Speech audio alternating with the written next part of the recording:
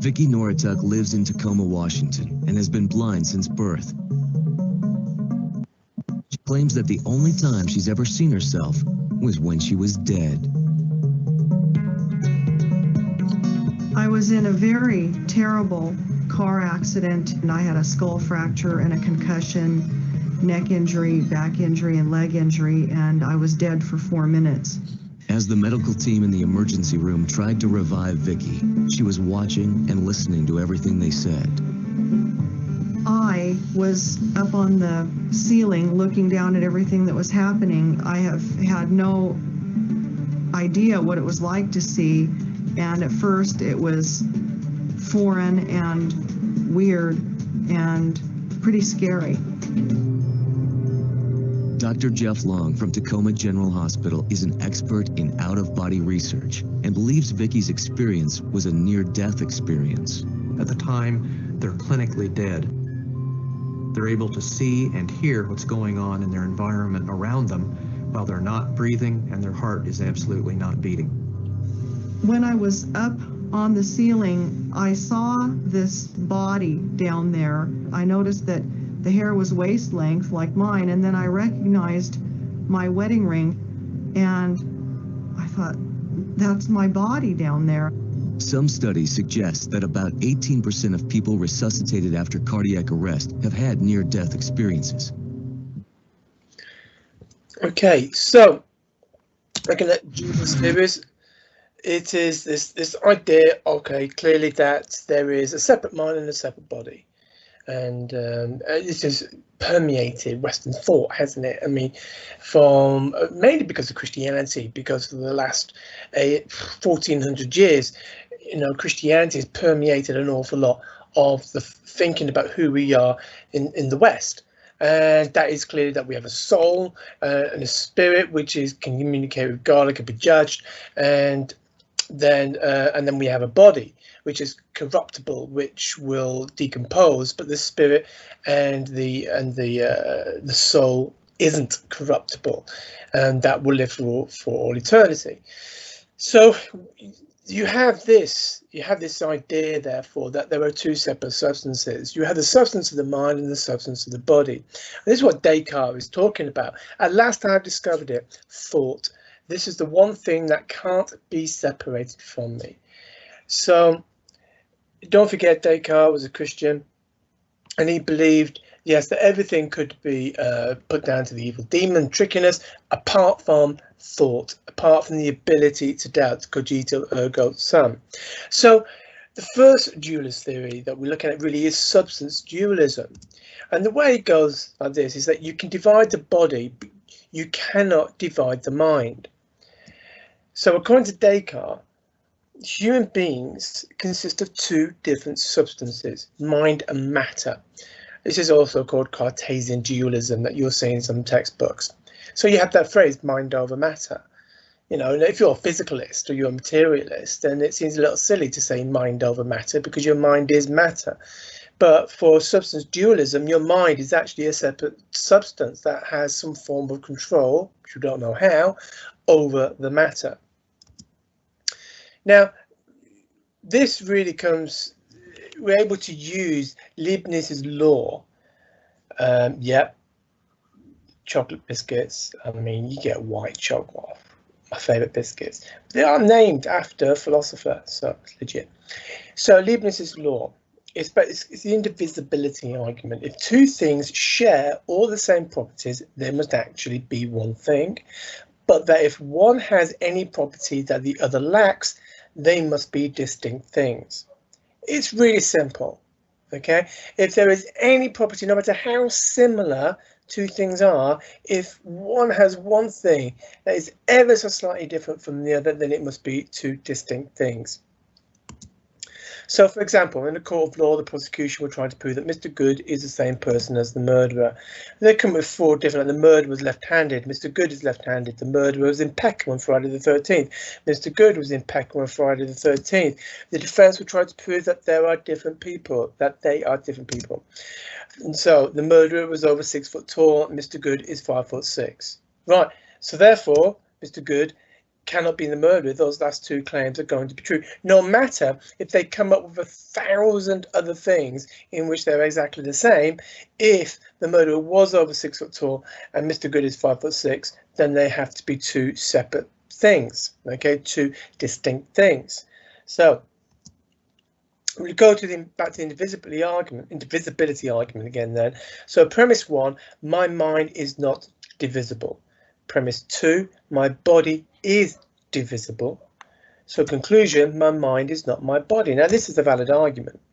Okay, premise 1 is true and premise 2 is true. Then the conclusion must be true. So what we need to do is to test premise 1 and premise 2. Now, premise 2, my body is divisible. Now, we know the body is divisible. You know, we cut people up, we do heart transplants, liver transplants, and all that kind of stuff. We know we can divide the body. So we need to look at premise 1. Is the mind divisible or not? Now, if the mind is not divisible, this would be an incredibly strong argument to say that the mind is a different substance from the body. Therefore, the mind is not my body. Therefore, we have substance dualism. So it is an important premise for us to look at. What I want us to do, I've got a couple of videos for you to watch. One's a short one, the other one's nearly about 10 minutes long. And so the first one, the mental is divisible. So let's look at the premise 1. Can we try and prove that the mental is divisible? And the two videos, which the quality is not good, they're older videos, but it's absolutely fascinating. So now let's get to the neurology, and one group of patients we have studied is split brain patients or commissurotomy patients.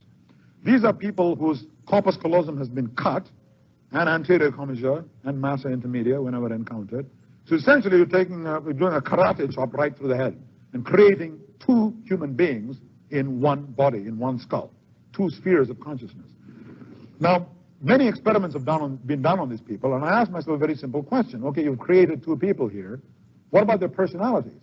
Do they have different personalities? What about their aesthetic preferences? Does one like blondes and the other like brunettes, for example? One like chocolate and the other like vanilla? What happens? So we tried these experiments, and what we did was we had to first train the right hemisphere to communicate with us. In fact, the right hemisphere can read simple commands, simple words, simple sentences. And then you ask a question and say, point to a box, yes, no, I don't know, because it can't talk. The right hemisphere cannot talk. But it can comprehend simple semantics, simple questions. Left hemisphere, of course, can talk, so you can present boxes, yes, no, I don't know. So we asked, for example, are you at Caltech? And the right hemisphere pointed to yes. Are you on the moon? It said no. Are you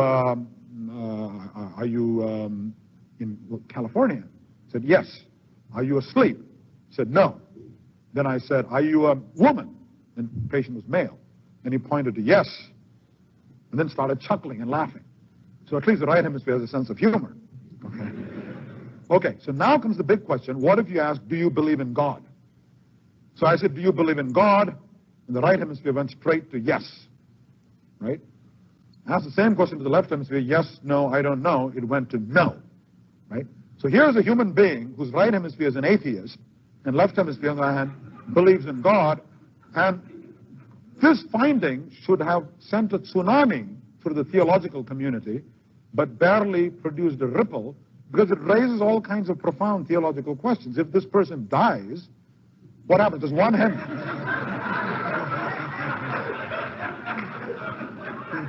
one hemisphere go to heaven and the other go to hell? I don't know the answer to that.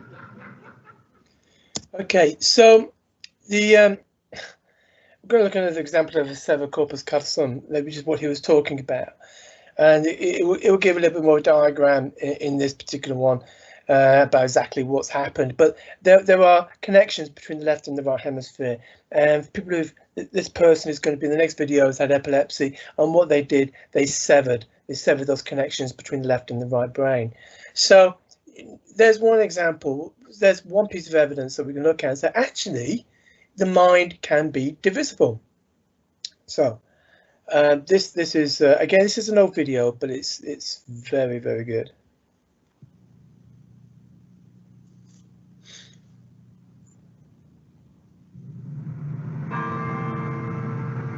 We began our journey into the human brain here on the campus of Dartmouth College in New Hampshire. I'd come to meet one of the world's leading brain scientists, Mike Gazzaniga, and a man he's worked with for over a decade. A man with two brains. You've been working a long time with Dr. Gazzaniga? 14 or 15 years. It doesn't seem like that long, does it? The collaboration began when Joe had surgery. And you had this procedure to correct an epileptic problem, Yes. is that right? Trying to stop the seizures. I was having seizures like every day or sometimes 2 or 3 a day. To control Joe's epileptic seizures, a surgeon severed the connection between the two halves of his brain. Cutting the corpus callosum like this prevented the spread of the electric storms that caused his seizures. But it also prevented the left and right halves of his brain from communicating with each other. In the years since the operation, Joe's epilepsy has been under control. He now earns a living at an egg farm, and in his everyday life, he's largely unaffected by the fact that his left and his right brains work independently. Do you feel any different when you think about something than you did any differently from the way you felt before the procedure? It's just got a backup brain, that's all. That's something everybody could use, right? I found out how true that was right away when I was asked to draw a different shape with each hand. In a brain like mine, roughly speaking normal, at least all in one piece, the left half of my brain controls the right side of my body, while the right brain controls the left side. Oh, no. But because the two halves are connected, Nothing wrong with that. getting each hand to work independently isn't easy. Well, we're seeing the fact that Alan's hemispheres are connected, and that the motor messages from one are confusing the motor messages in the other. I was just drawing an upside-down duck. Okay. But when Joe is given the same task, his two hands operate as if controlled by two separate brains. What's happening is that each half of Joe's brain is given a separate instruction. He's asked to fix his eyes on the cross in the center of the screen. Anything flashed to the right of the cross goes only to his left hemisphere. Things to the left go to his right hemisphere. Because the two don't communicate, each hand does only what its half of the brain sees. Wow, look at that. It's really like two different people doing the same. That's right. Same task. That's the idea. Okay, Joe, I want you to keep your hands out in front In of an you. experiment that's now a classic in brain research, Hemisphere. Mike Gazzaniga over 30 years ago used a similar setup to find out if the two halves of the brain are specialized to do different things. Ship. Joe is being flashed a word only to one half of his brain. Words flashed to the right Storm. are seen only by his left brain, and Joe can report seeing those words just fine. Piano. Good. But when a word is flashed to his right brain, Didn't see that. Okay. Joe, I'm going to ask you but now watch what happens. to draw that with your left hand.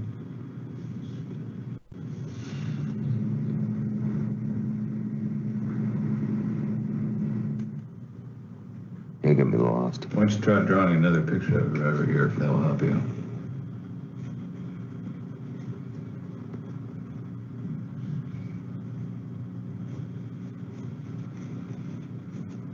Oh, phone. Oh, okay. Durr.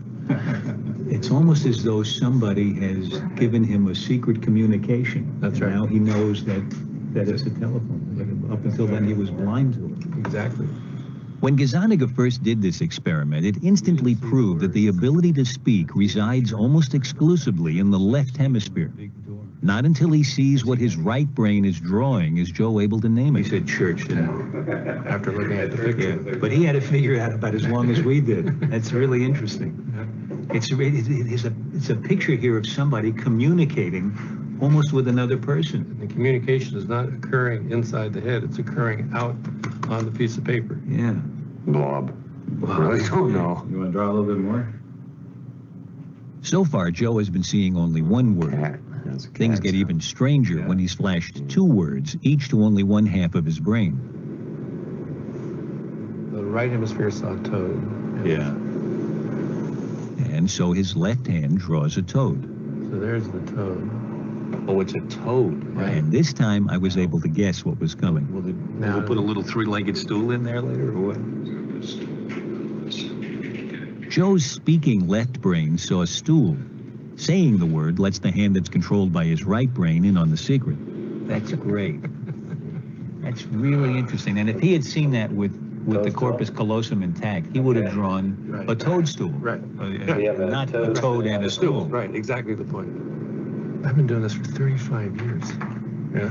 And it gets me every time. Yeah, it must. It must. This time, instead of naming the word, I want you to point to the word. Again, Joe sees two words simultaneously. Bell goes to his non-speaking right brain.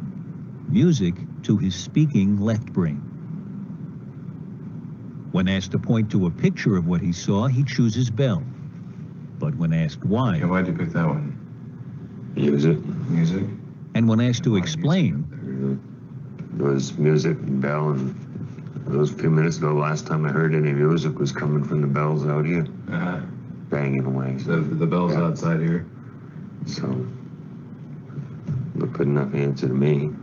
What's extraordinary is that Joe's speaking left brain concocts a plausible story of why he pointed to Bell, even when some of the other pictures more obviously represent music. Gazzaniga believes this determination to find cause and effect, this desire to explain, is the left hemisphere's most marvelous property.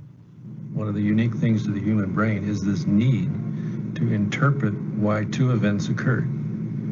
What was the antecedent of this? What caused this?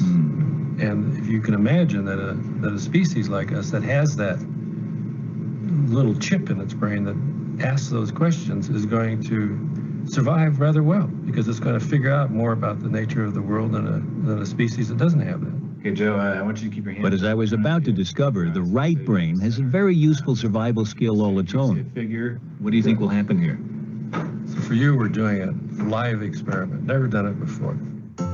The experiment involves the 16th century Italian painter Arcimboldo, who made faces out of fruit, flowers, meat, even books. From other research, there's reason to believe that the ability to recognize faces is located exclusively in the right hemisphere. So Mike wondered if Arcimboldo's paintings would look different to each of Joe's two brains. So will his left hemisphere say, I saw a potato, I didn't see a face? And will his right hemisphere say, I saw the face, and not comment on the fact it was made out of a potato? You're going to see a figure followed by a choice of two words. This works. It'll be terrific, but we'll see. So here it is live. Okay. The first painting goes to the right hemisphere. And Joe points to face. The next painting goes to his left brain. And this time he points to fruits. Mike seemed pleased. Are you having a moment? This is too good. Again to the right brain, and Joe sees it as a face. Point it down. But to the left brain... Face made out of books. Point it out. What are the books? Were you happy with what you're seeing? It's unbelievable. He's doing it. You see that? It's good. They're going so fast, it's shifting from left to right so fast, I can't keep up with you. You're used to looking at this. When you show him a face in the right side, the left hemisphere, Yeah. he's focusing in on the elements that made up the face. Yeah. When you show him the exact same picture in the left field, going the right hemisphere, he's focusing on the face and not the elements. And not the elements. If you came down from another planet and you saw faces and vegetables, you might not think there was much of a difference among them. But the brain seems to be made up in a certain way to say faces are very different from other objects. That's right. And one side of the brain specializes in faces. Exactly right. Exactly right. It is an adaptation that we have to detect upright faces. It's a very important. You can imagine in an evolutionary time that all of a sudden you have the ability to detect quickly an upright face. You want to read the expression on that face. You want to know if it's friend or foe. You want to have a set of questions about that face. The right brain might be skilled at recognizing faces. But when it comes to what gives the human mind its power, the ability to reason, to invent, to interpret the world around it, Mike Gazzaniga's 30 years of research has taught him which hemisphere he wouldn't want to be without. The old phrase around our lab is, don't leave home without your left hemisphere. Okay, so I mean, when we're looking at, you know, that premise about, is the mind indivisible? Can you divide the mind? Well, you know, psychological experiments like that now seem to suggest that, yeah, actually, you can divide the mind. You know, so we start now to pull into doubt that premise, those premises and that conclusion that the mind and the body are two separate substances. I don't know about you, but I find all of that really interesting. And actually, some of that follows back to epistemology about how we know knowledge and about perception. You know, clearly, different parts of our brain perceive the world in a different way, and we're looking for patterns, we're looking for causations, for evolutionary reasons. So our brain is set up for survival, not to see reality. But that's a whole different ball game, so we won't talk about that. But I just find it interesting. So Hume, David Hume, his view about the mind and body says, for my part, when I enter most intimately into what I call myself, I always stumble on some particular perception or other, heat or cold, light or shade, love or hatred, pain or pleasure. I never can catch myself at any time without a perception. I never can observe anything but the perceptions. So that's David Hume. So essentially what he is saying is that when he does this thing about internally, when he's looking internally as if he's looking at himself, all he is aware of is a stream of consciousness, not self, nothing that he can point to and say that is me. Now this is very, very similar to the concept of anatta in Buddhism, for those who did GCSE Buddhism.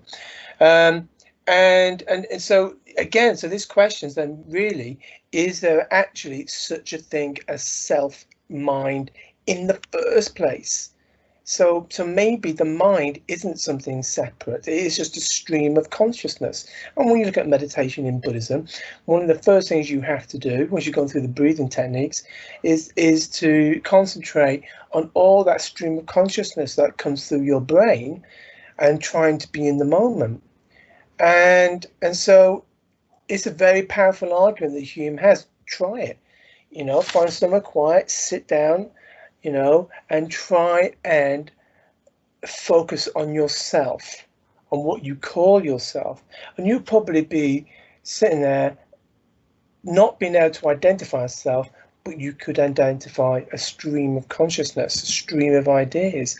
So there is no individual, there is no I, so therefore if there's no I, there's no indivisible self. We are simply a bundle of experiences. There is nothing to divide, according to Hume. So again, this calls into the question the whole issue of substance dualism. The second response is, not everything thought of as physical is divisible. There appears to be states that humans are in which cannot be divided, such as running, being hot. There are also other substances, objects which cannot be divided, i.e. beauty and music. Is what other people. Beauty and music is not as strong an argument because they may be mental states, but running and being hot or wet are not mental states. They are physical states. But some people still say that is actually a weak argument, because you're not necessarily defining your physical body, but there is a divisibility in terms of your experience and your mental states. It's not as a powerful argument as dividing your mental state, or dividing the mind, as we have just seen in those two videos. That is a far more powerful argument. So hopefully,